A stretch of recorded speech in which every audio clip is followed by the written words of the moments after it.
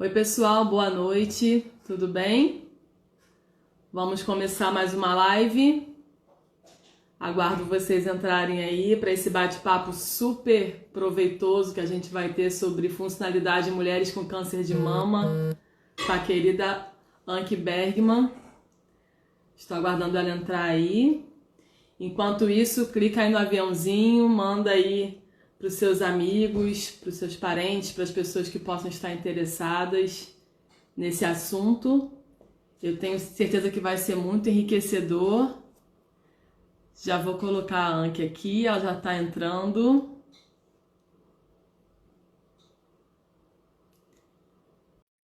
Chamando todo mundo aí para a live. A Anke já está entrando aqui com a gente. Boa noite, querida. Oi, Fernanda, tudo bom? Tudo bom? E você? Que prazer falar com você hoje. Prazer é todo meu, eu te adoro. Ah, é totalmente recíproco. Também adoro você. Você é uma pessoa muito especial para mim, muito especial na minha vida e na vida de tanta gente aí que você ajuda com todo o seu conhecimento, com o ser humano incrível que você é. Queria desde já te agradecer por ter aceitado participar dessa live para falar de funcionalidade em mulheres com câncer de mama. Não poderia ter ninguém melhor que você. Imagina, Obrigada. é uma grande responsabilidade discutir funcionalidade com você. Estou um pouco nervosa, mas vamos lá. Imagina, responsabilidade de discutir câncer de mama com você. Então vamos juntar as duas coisas, acho que vai dar certo. Ah, então, exatamente, essa é a ideia, essa é a ideia. Olha aí, pessoal entrando, dizendo, adoro a Anke, eu também, gente, acho que o mundo inteiro adora a Anke. Não é possível alguém que não adore a Anke. Nada. Anke, tô falando pro pessoal chamar aí todo mundo, convidar o pessoal aí pra live.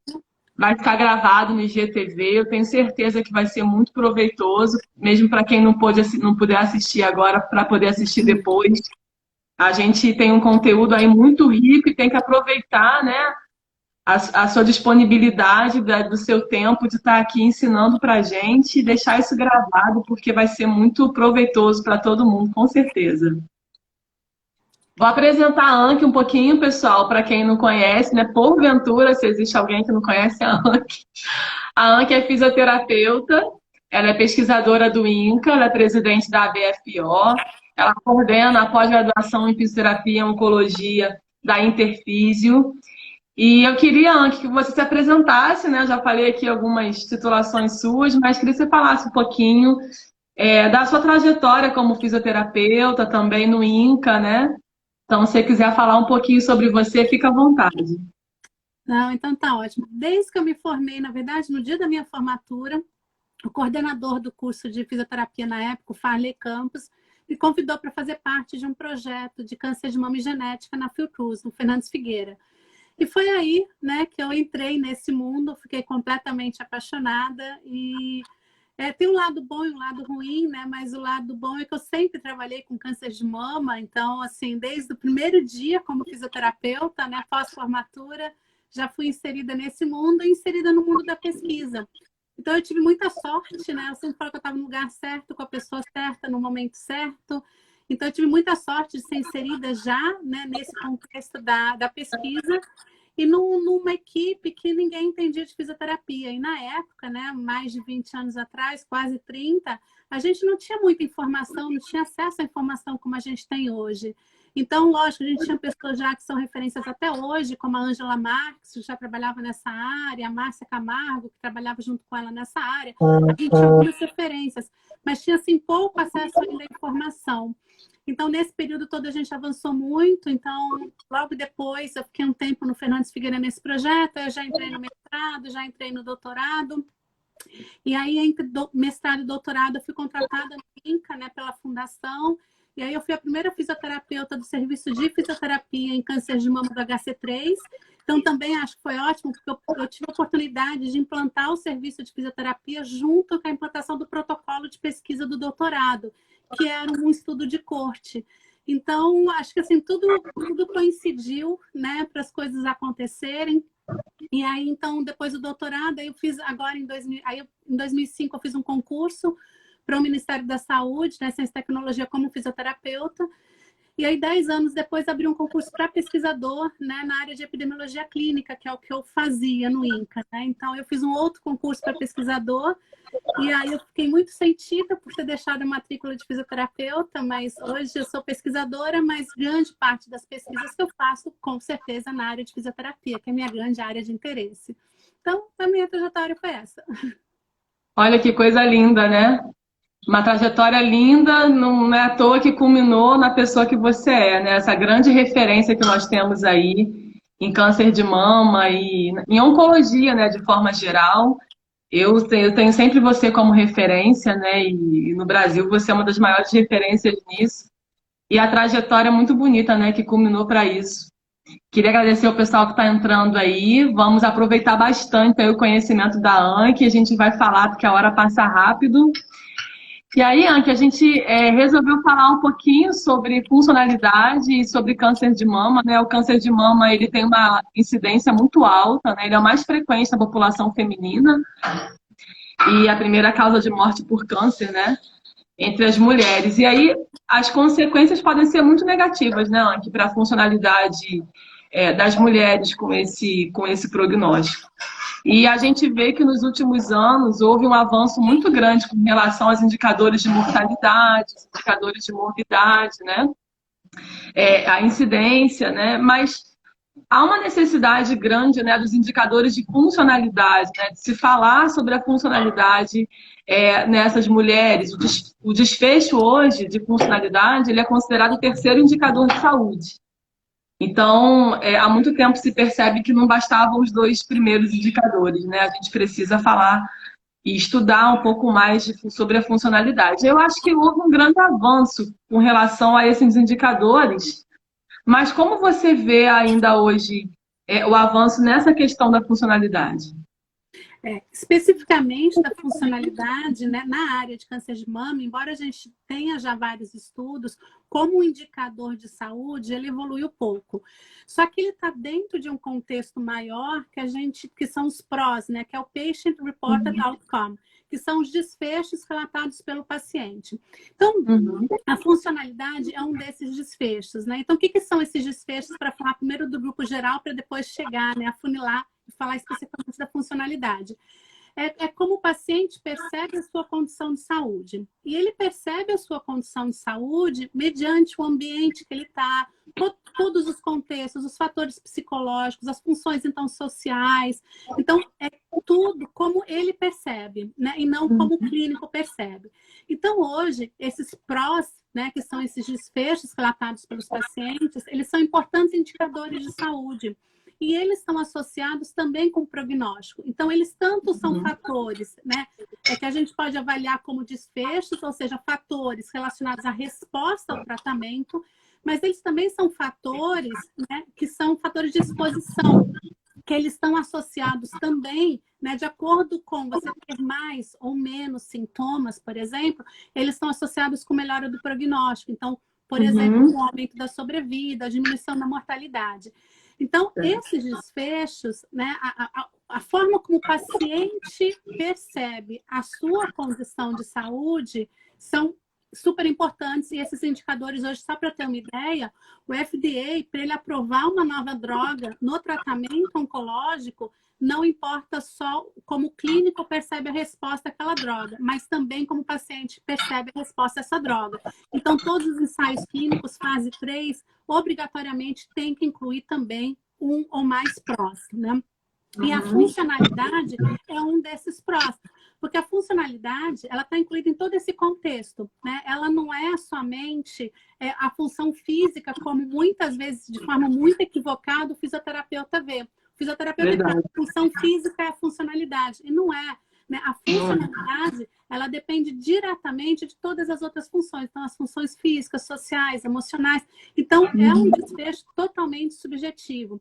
E a funcionalidade não está relacionada somente ao agravo de saúde. Então, ela não está relacionada, por exemplo, nem ao câncer, nem a uma alteração de uma função sozinha, né? Ela está associada com todo um contexto. Então, de todos esses desfechos, né, também é bom esclarecer que funcionalidade não é igual à qualidade de vida. né? São Exatamente. conceitos distintos, mas que se complementam. Então, a Sim. funcionalidade é um desses desfechos que a gente tem que avaliar, né? Então, eu acho assim, o fato da funcionalidade estar incluída dentro desses desfechos relatados pelo paciente, isso sim já é uma grande evolução. A gente tem vários estudos que mostram isso como importante indicador de saúde, né? Só que eu acho que a gente tem que caminhar mais ainda para essa questão da funcionalidade. Então, acho que a gente avançou pouco, mas está indo, né? Está num bom caminho, eu diria. Exatamente, Ana, que você resumiu perfeitamente. Eu acho que é por isso que a gente avançou pouco, né? Porque ainda não se tem essa ideia, essa compreensão ampla de funcionalidade que você está relatando aí para a gente, né? E que a CIF também traz para a gente, a junção desses conceitos, a confusão entre funcionalidade e qualidade de vida, né, que se complementam. Então, mas eu acho que a gente tá avançando aos pouquinhos, né, e com o tempo a gente vai conseguir chegar a um denominador aí de maior conhecimento sobre isso, né? É justamente por isso que a gente está aqui batalhando, falando sobre isso, né? Porque é muito importante, muita gente trabalha com isso e, enfim, a gente acha que precisa muito avançar nessa questão, né? E como você citou, o câncer de mama ele pode trazer muitas repercussões, né? Repercussões físicas, emocionais, psicológicas, sociais. E você considera, na sua experiência, nos pacientes que você vê, algum desses campos, algum desses componentes mais importante? Ou todos são importantes? Como é que você vê, assim, algum deles é mais comprometido, né? Você que tem uma vasta experiência aí, você acha que tem maior comprometimento do campo psicológico, no campo social, no campo físico? Ou o que você pensa sobre isso? Aí que está a grande dificuldade quando a gente fala da funcionalidade dessas todas as funções envolvidas, né? O mais importante, na verdade, não é uma diminuição de uma única função, por exemplo, a função psicológica, social, física. O problema é a sobreposição dessas alterações, né? E a maior parte das complicações que a gente tem, né? Por exemplo, vou citar uma, fadiga oncológica. A fadiga oncológica, ela não é somente um aspecto físico, ela é um aspecto físico, um aspecto emocional, um aspecto social, né? E por isso a grande dificuldade da gente conseguir, primeiro, avaliar, né? Assim, exatamente como que a gente chega a um diagnóstico de fadiga, né? Avaliar os fatores associados, fatores de risco da fadiga, e também com relação ao melhor tratamento, porque é multifatorial. E eles estão amplamente relacionados. Então, eu acho assim, todas essas repercussões físicas, psicológicas, sociais, elas estão relacionadas, né, à funcionalidade e à incapacidade, né? Então, eu não consigo te falar qual é mais importante. E muito frequentemente a gente vê isso. Por exemplo, uma questão da dor, que a gente mais trabalha nesse contexto, né? A dor não é somente uma dor física, né? A gente tem uma dor, tem um componente físico, mas também um componente psicológico, um componente social. E aquilo que a gente já comentou, né, antes, né? O problema é que a fisioterapia, eu acho que isso é um dos nossos problemas hoje. A gente dá muito valor à função física, mas a função física sozinha, ela dificilmente vai afetar a funcionalidade. Então, se a gente não tiver na nossa abordagem uma forma de compreender, né, essa inter-relação entre essas múltiplas funções, a gente acaba ficando limitada na resposta ao nosso tratamento, né? Exatamente isso, Anne, que aí limita tudo, né? Limita a nossa avaliação, limita o nosso tratamento. E a gente, vamos falar um pouquinho sobre a CIF, sobre, nesse contexto, né, de funcionalidade, como um guia, né, como um norteador para o nosso raciocínio clínico. Então, a gente sabe que a CIF é uma classificação e ela pode ser uma ferramenta para nortear, né, para nos guiar nesse processo de avaliação, em todo o raciocínio clínico, na intervenção, na escolha de instrumentos. E assim, como você acha que a gente pode conduzir o raciocínio clínico para a avaliação dessas mulheres com câncer de mama dentro desse modelo biopsicossocial da CIF? Para o pessoal que está aí ouvindo a gente, né, e está querendo entender como que essas coisas se entrelaçam, né? O dia, Fernanda, que eu souber te responder, ou alguém souber te responder isso, eu acho que a gente não tem mais problema em relação à funcionalidade, em relação ao uso da CIF.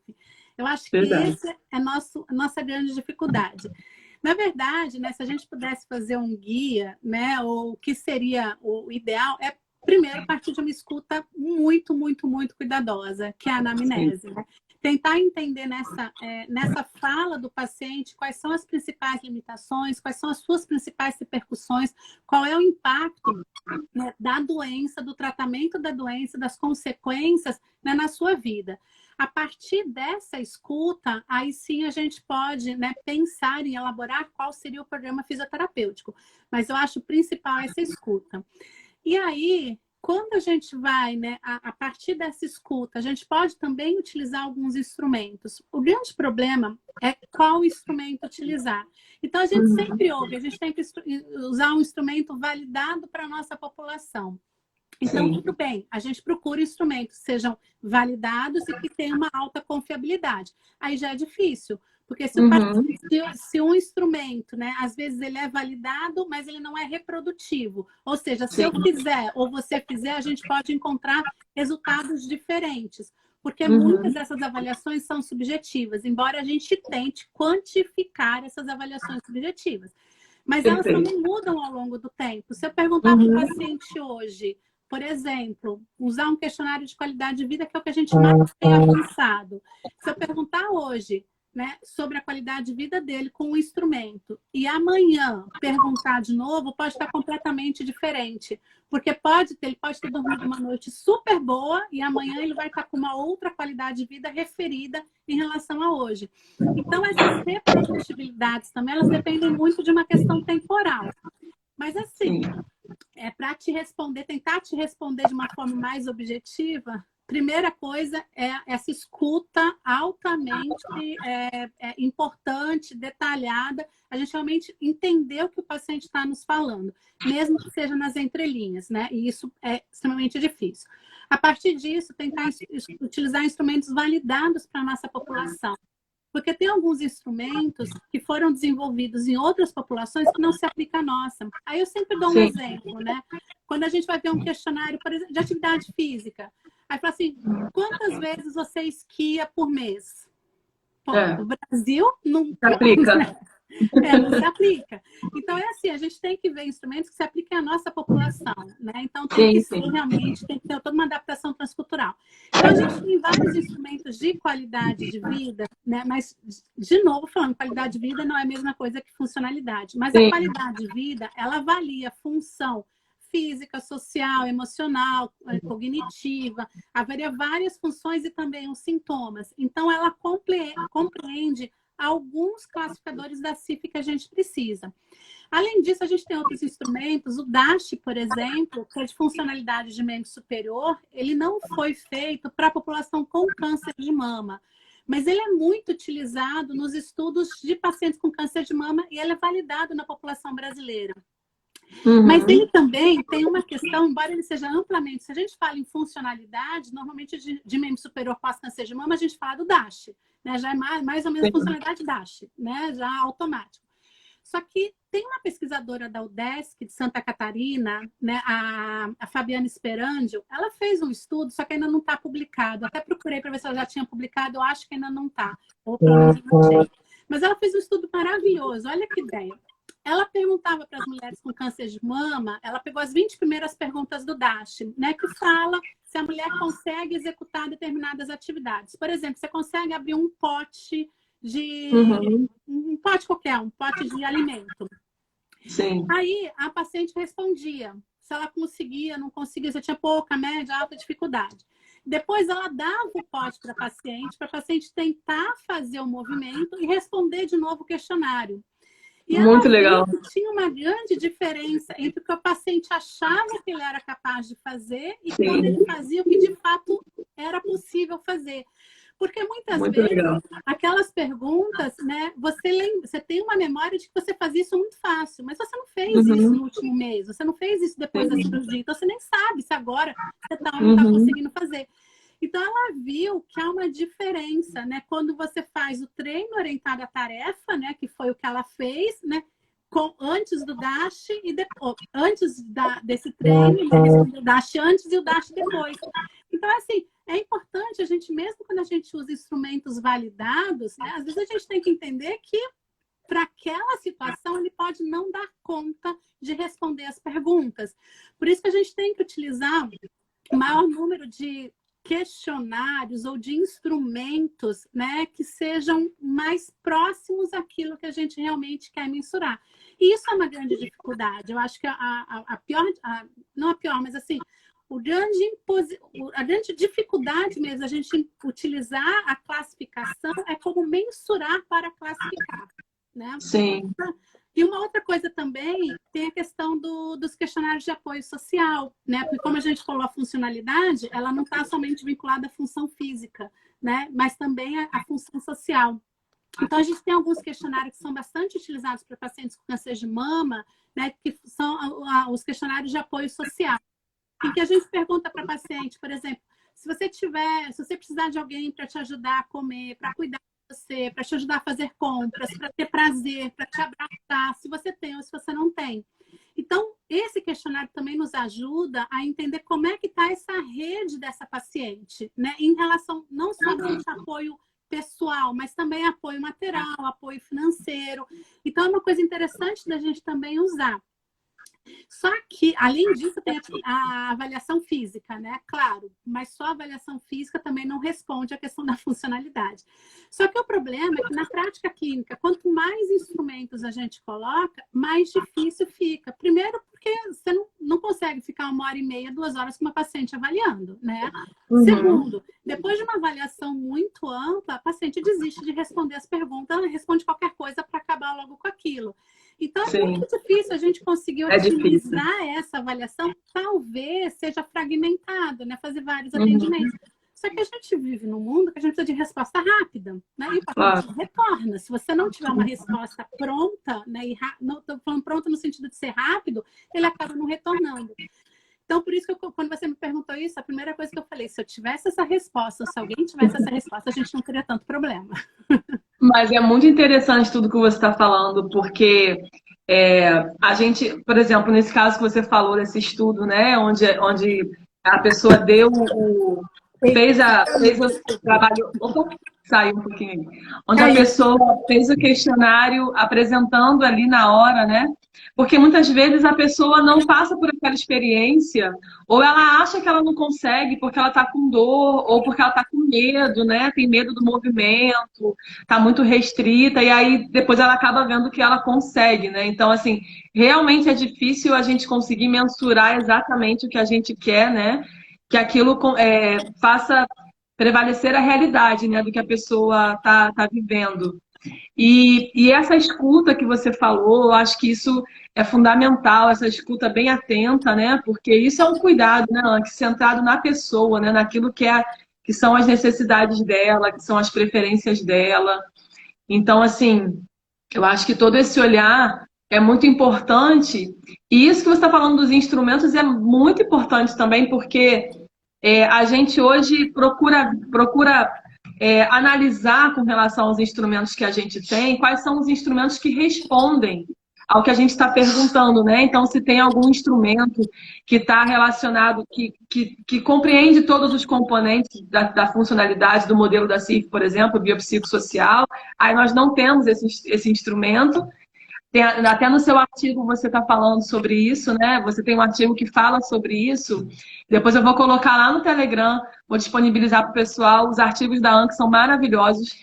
E tem um artigo, até deixei aqui o título, que é a CIF em mulheres com câncer de mama, né? A proposta de instrumentos de mensuração. Então tem um pessoal aí na live perguntando sobre instrumentos. Eu acho que vale muito a pena ler esse artigo da ANC, onde vocês estão identificando e discutindo esses instrumentos que são validados no Brasil e vendo se eles correspondem ao Corset para câncer de mama, né? Existe uma lista específica, uma lista para câncer de mama, que a gente chama de Corset, uma lista de códigos da CIF. E aí vocês selecionaram os instrumentos para verificar quais os instrumentos são correspondentes ao Corset, né? E aí eu vi que vocês viram que o RUCOL era um instrumento que tinha bastante abrangência com relação aos códigos do Corset, tinha bastante consistência. A DASH também foi consistente, né? Tinha também bastante códigos, mas vocês discutem justamente isso no artigo, né? Que a gente precisa otimizar um pouco, porque senão a avaliação fica muito extensa, a gente precisa de muitos questionários, então é preciso se avançar muito ainda com relação a isso, né, Ana? Com relação aos questionários, né? E esse artigo foi fruto do mestrado, né, que foi feito na INSP Fiocruz, que eu fui co-orientadora da Flávia Carvalho.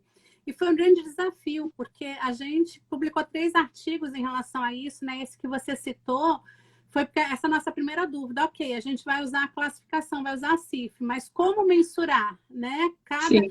Cada um daqueles códigos. O que a gente vai considerar, por exemplo, dificuldade de elevar o braço?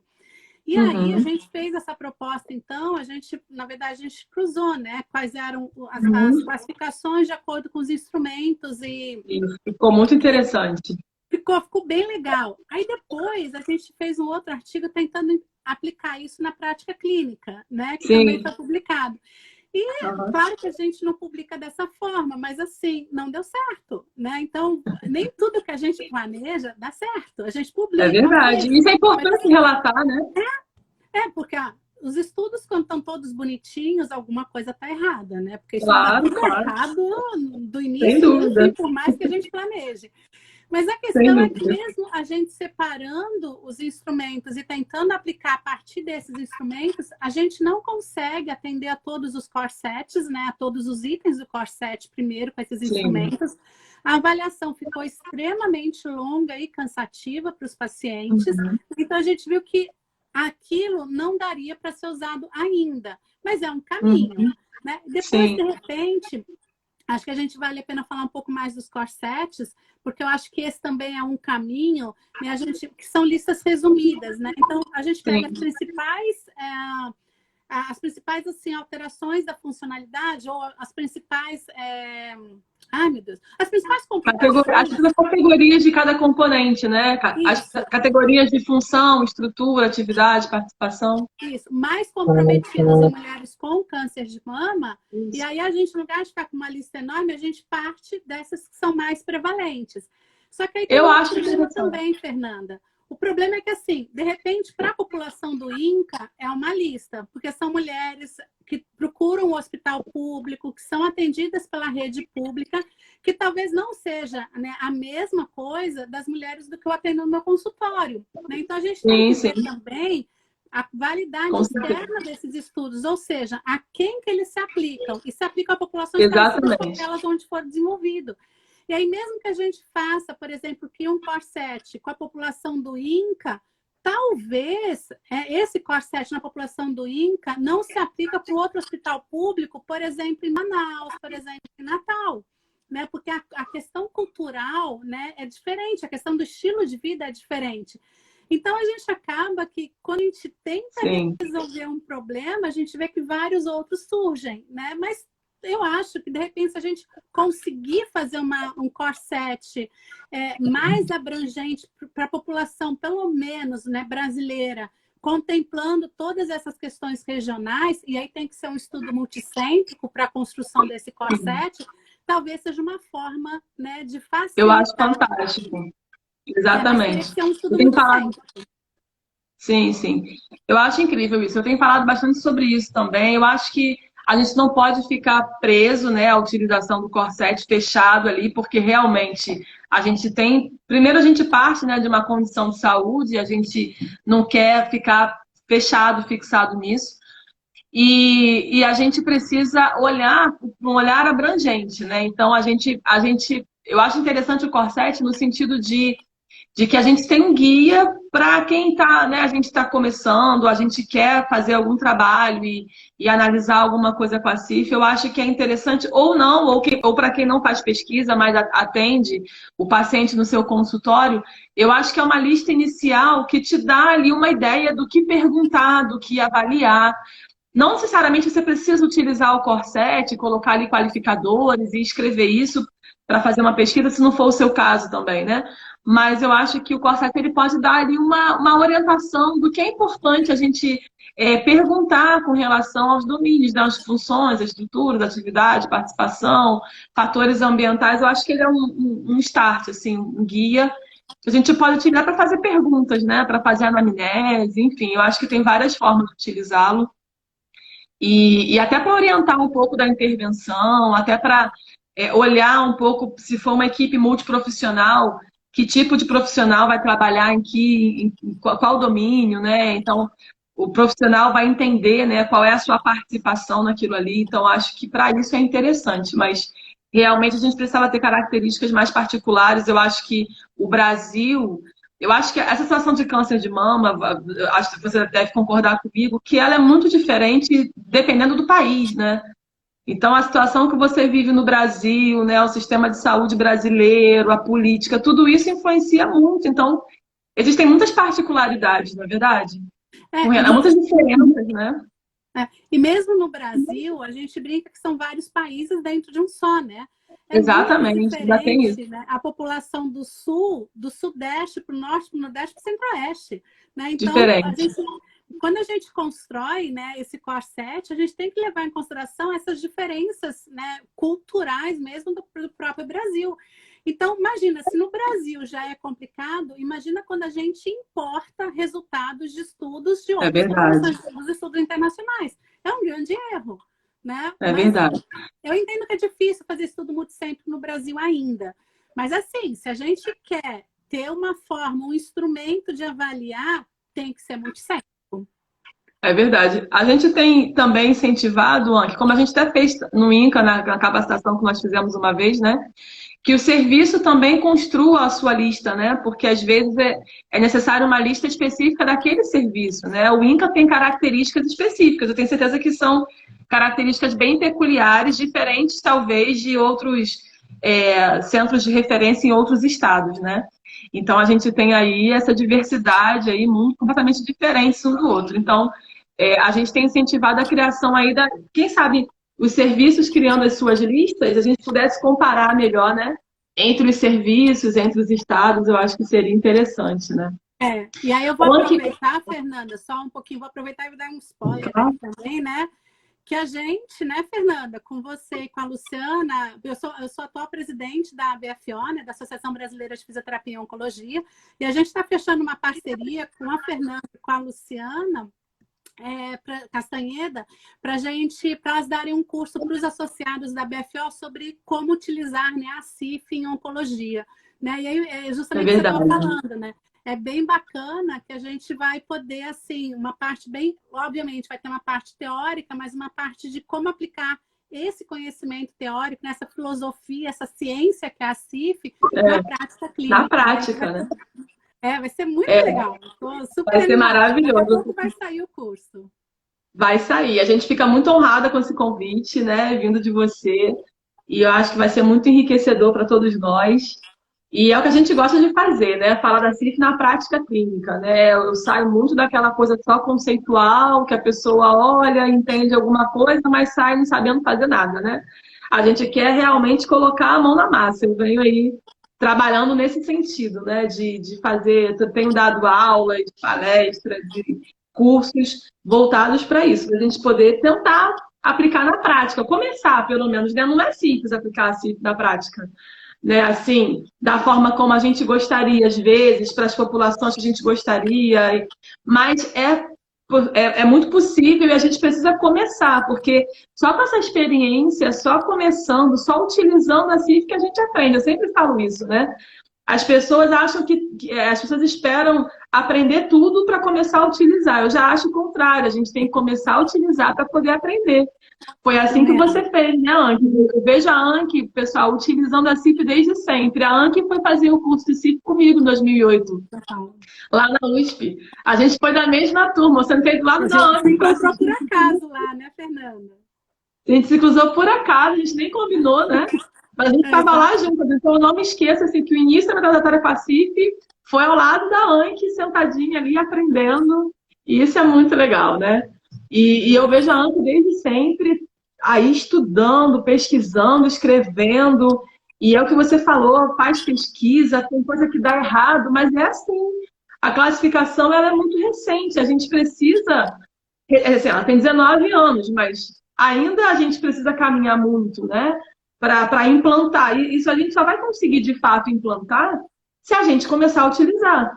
E a gente tem aí, a gente teve alguns, nos anos iniciais de publicação da CIF, a gente tinha muitos estudos, né, Ana, voltados para a parte conceitual, muitos estudos teóricos.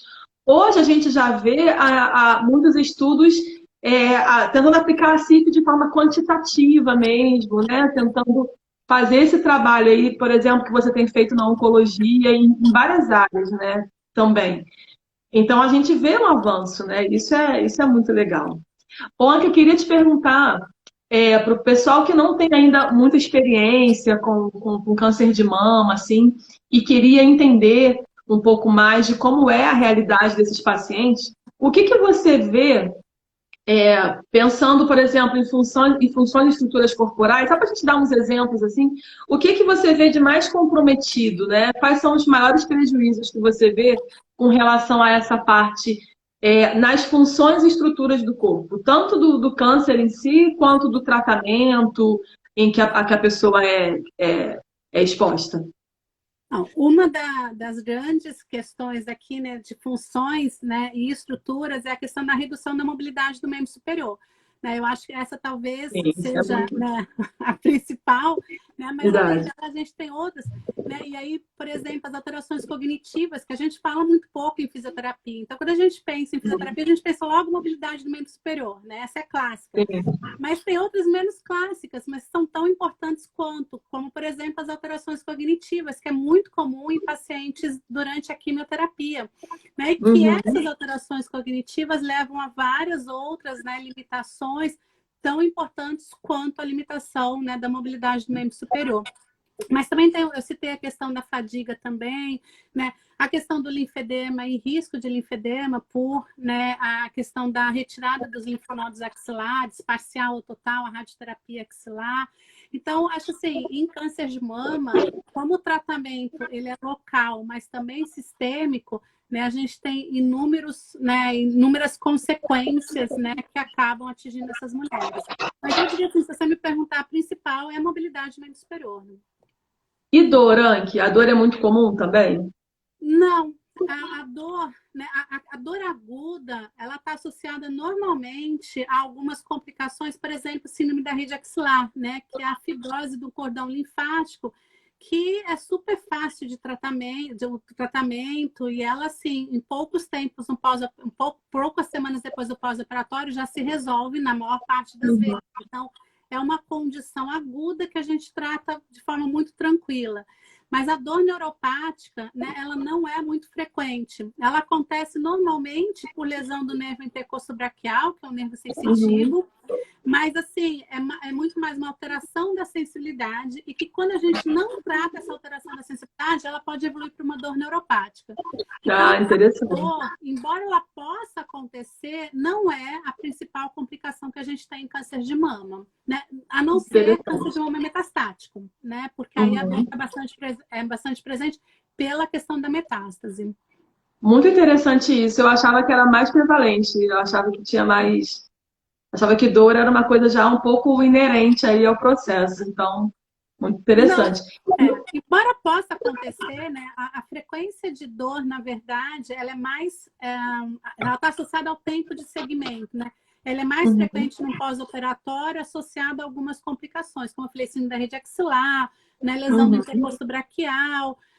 Escápula larga, aquele torácico longo, dá um pouco mais de dor muscular, mas também a dor não é tão frequente. E a gente tem, né, a maior parte dessa, também tem dor por mama fantasma, mas também bem pouco frequente. A gente tem mais a sensação de mama fantasma, mas a dor é pouco frequente. A gente fez um estudo que foi o mestrado da Érica Fabro, que é a atual chefe do serviço de fisioterapia do HC3, e que a gente viu que, assim, até 3 meses de cirurgia, a incidência de dor em algum momento foi em torno de 40%. Mas é uma incidência de dor não crônica, é dor em algum momento, né? Então, é diferente a gente falar de uma dor crônica, né? Mas a dor crônica mesmo, ela acontece mais tempo depois, né? E é bem pouco prevalente. E está em torno de 15%, 12% dos casos. Mas é aquilo que a gente falou logo no início, né, Fernanda? Não é uma dor só para uma questão física, né? Tem uma dor Sim, tem todo o né? restante, exatamente. Isso. A dor é muito influenciada por todos os outros componentes, né, Ana? A gente não pode pensar só no componente físico de jeito nenhum. A Mari Exato. Fernandes está falando aí sobre a alteração postural também, que ela acha que é muito frequente. A alteração postural é principalmente para as pacientes que fazem reconstrução mamária, né, com rotação de retalho, né? Então, tem uma técnica de reconstrução que roda o músculo reto abdominal, e aí tem muita alteração postural, que você perde a função do reto abdominal como estabilizador, né? E também do glande dorsal. Só que as pacientes, por exemplo, que fazem mastectomia e tem a mama contralateral muito grande, também acabam tendo, né, problemas de alteração postural, principalmente se não adapta a prótese externa, né? Então, a gente tem, e a Mari tem razão, a gente tem pouquíssimos estudos sobre alteração postural nessas mulheres. E a maior parte dos estudos são estudos transversais. Então, é assim, a gente quer um tempo depois da cirurgia, ver qual é a prevalência de alteração postural. Só que a gente não sabe se essa alteração postural antes da cirurgia já existia, ou se ela foi depois da cirurgia. E hoje, mulheres de 50, 60 anos têm muita alteração postural por N motivos. Sim. Então, a gente não pode, né, falar que associar ao câncer. A gente não sabe se, né, já vinha antes. Então, a gente faz realmente grandes estudos de segmento para avaliar a alteração postural, sim. Alteração postural é sempre complexo, né? A gente nunca pode afirmar muita coisa, né? E aí, você, com relação às atividades limitadas, a participação que fica restrita nessas mulheres, da sua experiência, você vê algumas limitações mais específicas, assim, mais recorrentes dessa população, Anki? Acaba, por exemplo, se a gente tem, né, limitação da mobilidade do membro superior, a gente acaba tendo dificuldade, por exemplo, para carregar objetos, para fazer as atividades diárias, né? Não somente as laborais, mas as atividades domésticas, as atividades de lazer, as atividades sociais. Então, a gente vê um grande impacto, né, nessas atividades.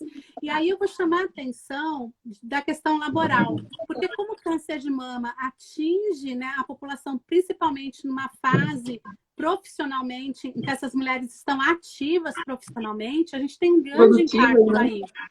E aí, agora a fisioterapia está começando a chamar a atenção, né, dessa questão laboral. Aí, de novo, né, você já viu que eu sou apaixonada também pela Fabiana Sperangel. Eu tenho muitas pesquisas que eles trabalham bastante com essa questão do retorno às atividades laborais.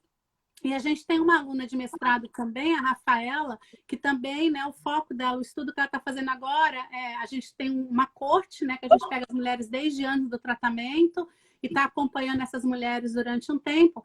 E ela está vendo quantas conseguem retornar ou não ao trabalho e os fatores associados a esse retorno ao trabalho.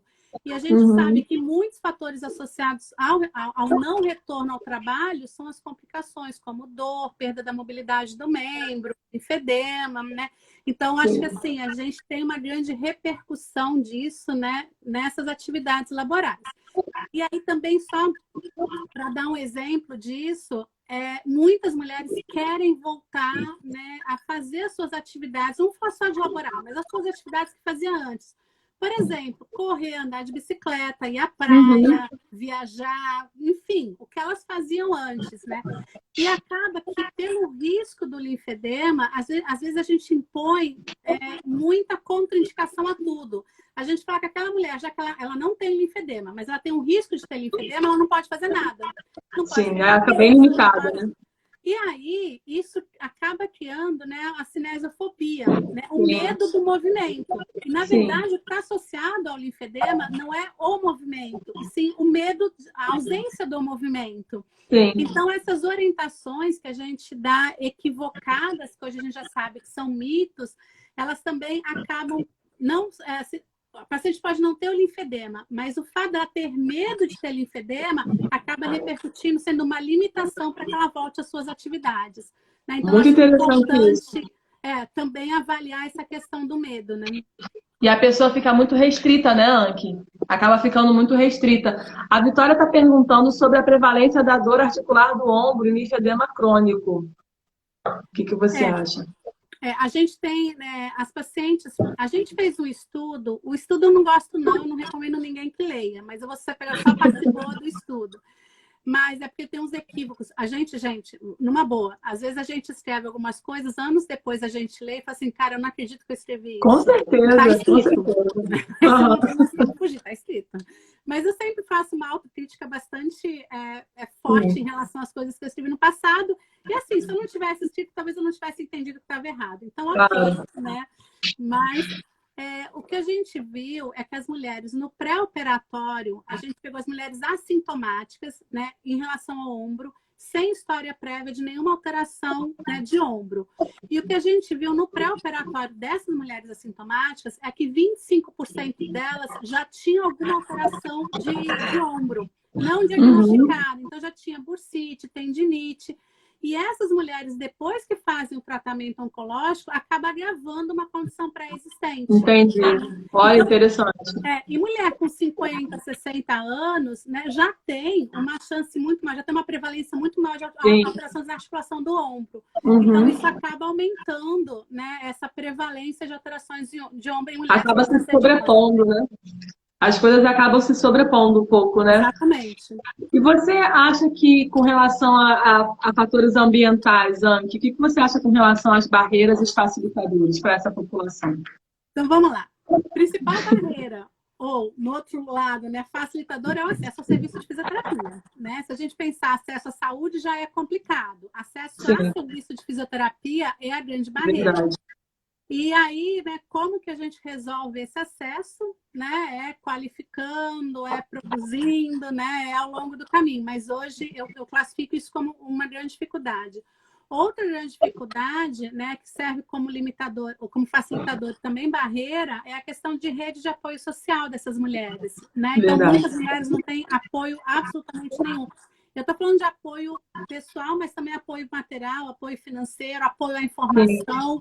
Né? Então, eu acho que essa falta, né, de apoio na maneira mais ampla da gente falar apoio também é uma grande barreira, né, ou facilitador. E a questão, se a gente pensar no retorno ao trabalho, né, a questão dos mitos em relação ao câncer, né, porque hoje se uma mulher tem câncer de mama, muita gente vai morrer.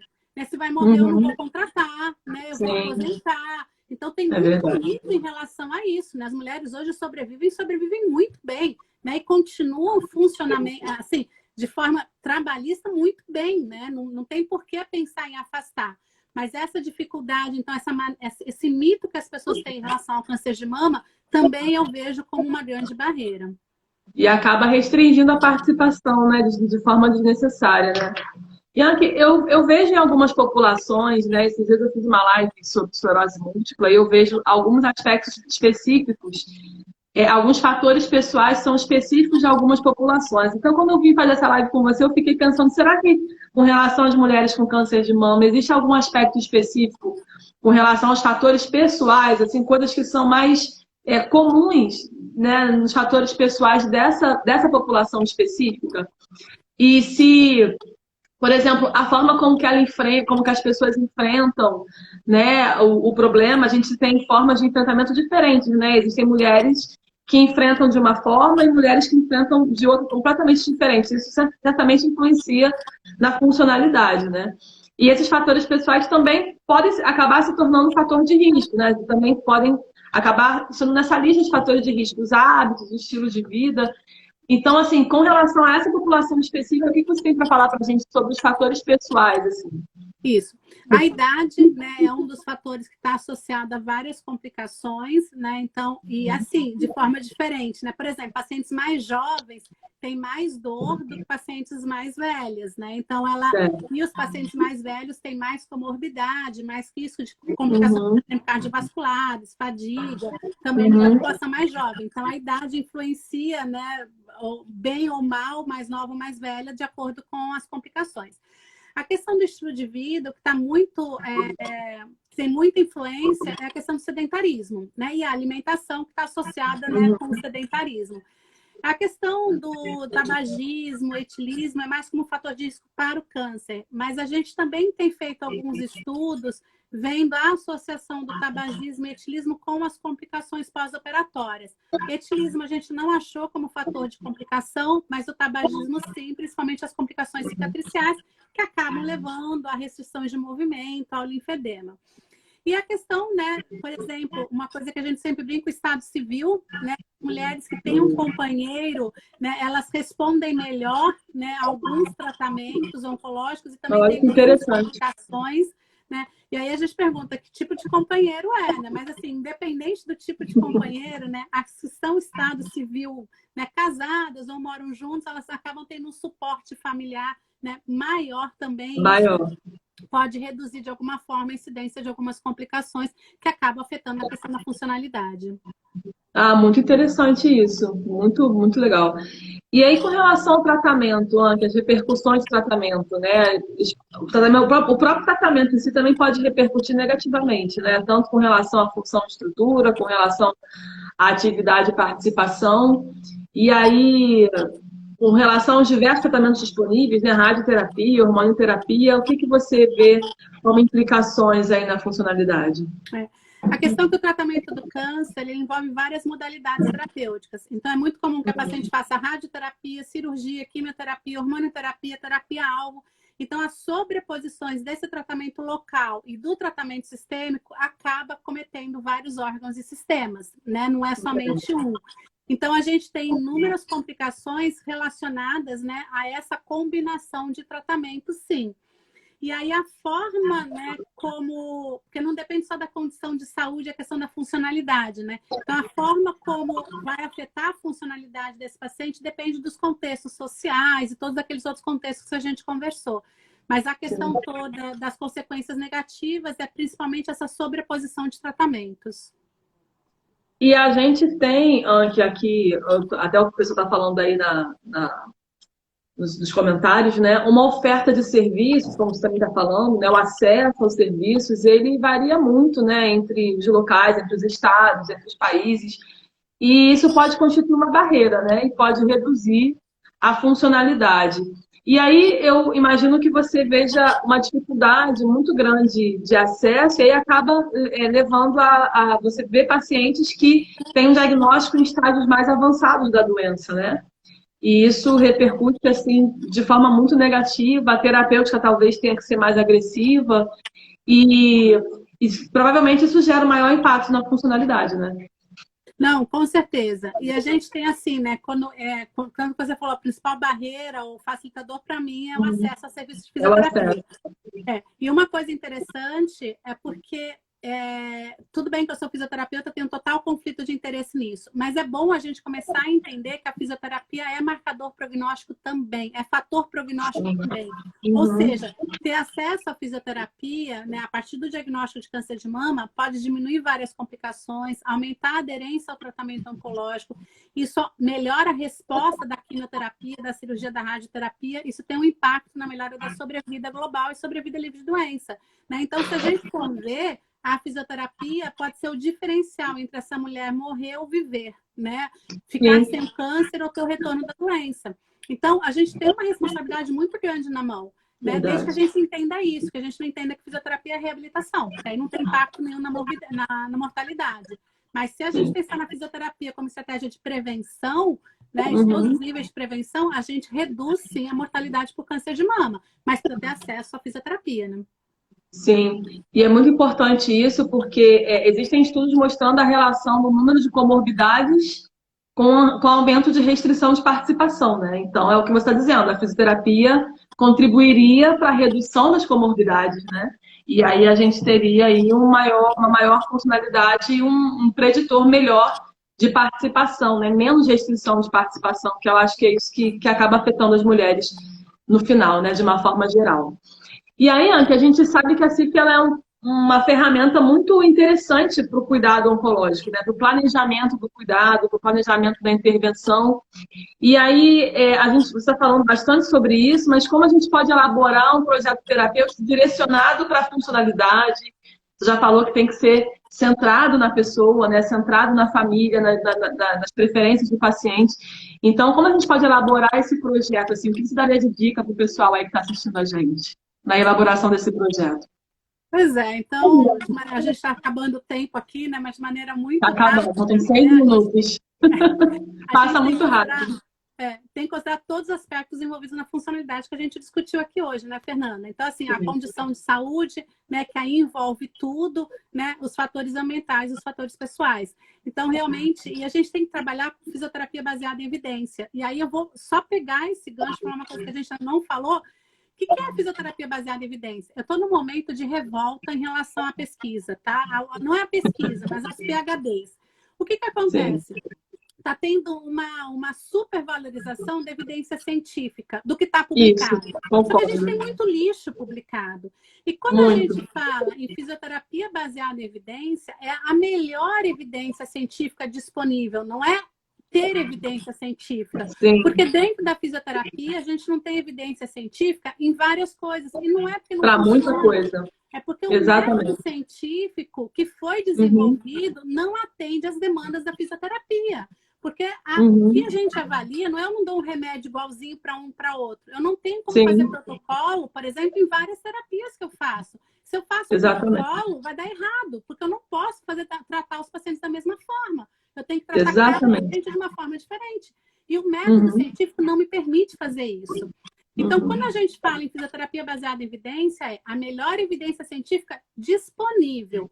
Com a minha experiência clínica, eu não posso desprezar a minha experiência clínica nunca, e com o desejo do paciente, as condições do local de atendimento.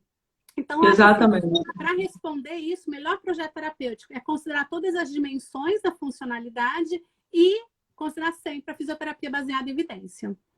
Perfeito, uma colocação perfeita. Esse tripé não pode ser esquecido, né? As pessoas sempre falam muito da evidência e esquecem de todo o restante, né? E aí, o que é o cuidado centrado na pessoa? É exatamente isso, né? É exatamente isso. Então, a gente precisa ver quais são as necessidades reais daquela pessoa, levar em consideração as crenças, levar em consideração, né, as preferências, né? E isso é muito importante nesse cuidado, né? Então, a sua colocação assim foi realmente perfeita. A gente precisa refletir sobre isso, né? A gente está no momento de precisar refletir sobre tudo isso. Só para completar essa coisa, 10 segundinhos, a gente costuma sempre ouvir aquela frase: eu tenho que tratar o paciente como eu gostaria de ser tratado. Eu acho isso um grande erro. Eu tenho que tratar o paciente como ele gostaria de ser tratado. E entender como ele gostaria de ser tratado é o nosso grande desafio. Exatamente, palmas para essa frase, porque o paciente, a gente tratar a pessoa como ela deseja ser tratada. A gente tem uma tendência de tentar impor, né? O que a pessoa o que a pessoa quer, o que ela precisa, e quem sabe melhor é ela, né? A família dela, depende de tanta coisa do contexto dela. Enfim, aqui para a gente terminar, a gente tem 3 minutinhos.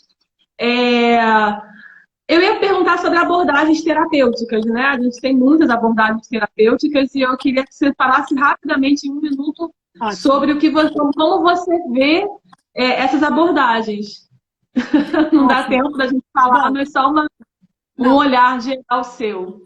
Eu sou totalmente contra a monoterapia. Eu acho que em pacientes oncológicos a gente pode utilizar tudo. Terapia manual, terapia. A gente pode usar as práticas integrativas e complementares, né? O que a gente precisa fazer, na verdade, é para aquele paciente ver de todo o arsenal terapêutico que a gente tem, o que ele precisa. Então, a terapia manual vai ser ótima para algumas situações, a eletroterapia vai ser ótima para outras situações, as práticas integrativas podem ser ótimas para outras situações. Então, a gente volta à questão anterior, né? Eu tenho que ter todo um arsenal terapêutico disponível, que envolve toda a conduta fisioterapêutica, qualquer coisa que a gente faça em fisioterapia pode ser aplicada no paciente oncológico e descobrir para aquele especificamente aonde ele vai ter maior benefício. Mas jamais monoterapia. Isso. Perfeito, excelente, Anke. Olha, eu não tenho palavras para dizer o quanto eu te admiro, o quanto você passou de conhecimento aqui pra gente, assim, todo mundo aí falando, assim, você realmente inspira, você realmente entende, sabe do que está falando. E assim, eu quero te agradecer muitíssimo por compartilhar todo esse conhecimento, pelo seu carinho de estar aqui compartilhando esse conhecimento com a gente. A gente aprendeu muito nessa noite, reflexões assim importantíssimas. Eu quero te agradecer de coração por tudo isso. Nós vamos disponibilizar os artigos lá no canal do Telegram, depois o pessoal pode acessar lá. Escalas também, né, Anca? A gente pode colocar as escalas que você citou lá no canal. Então, o pessoal que quer aí pegar esses materiais, link lá na minha bio. E, Anke, muito obrigada. Assim, eu vou te dar... Nós temos 50 segundos para você terminar essas considerações, mas desde já eu quero te agradecer por tanto aprendizado. Eu tenho, assim, uma admiração imensa por você. Muito obrigada mesmo, de coração. Nada, é um prazer, Fernanda. Eu sempre aprendo muito com você, adoro. Eu que tenho que agradecer muito, muito, muito. Obrigada mesmo pela oportunidade e por essa troca, né? Com certeza aprendi bastante com você também. A troca é incrível, assim, um aprendizado incrível. O pessoal que esteve aí com a gente, muito obrigada. Beijo para todo mundo. Espero que a gente tenha aí passado alguma coisa para vocês. E até a próxima aí, Anke. Muito obrigada. Vamos dar um sorriso aqui, uma foto. Tira uma foto comigo. Aí, muito obrigada, querida. Beijos. Beijo. Tchau. Tchau.